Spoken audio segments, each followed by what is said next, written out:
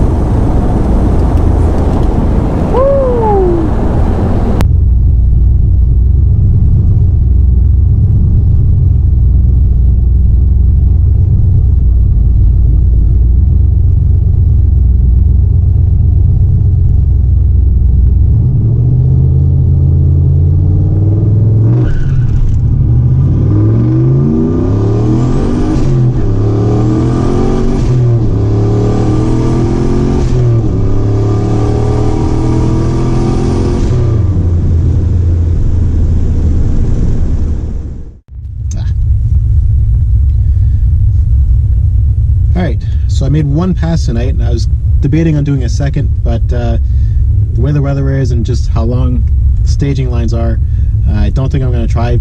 It's not worth trying right now. So on the first, that one run, I did 13 flat at 115 mile per hour.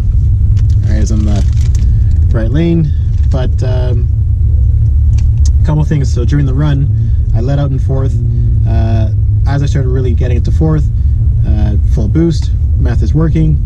My temperatures are skyrocketing up on coolant, so I let out right away, and they started to come down. Didn't overheat, but was approaching that mark. So without risking or trying to take a bigger risk, I shut it down really early and just kind of coasted through the traps. So I was waiting in line to stage for about an hour, and I'm by myself, so didn't exactly want to push the car pretty far every time a car moved forward, so I had to keep it running.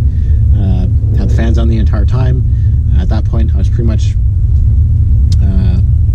hovering right at halfway point on coolant temp, so I knew once I did the burnout, it started to creep up, and once I started getting into it during the pass, it really crept up. So without trying to risk hurting the fresh motor, I let out.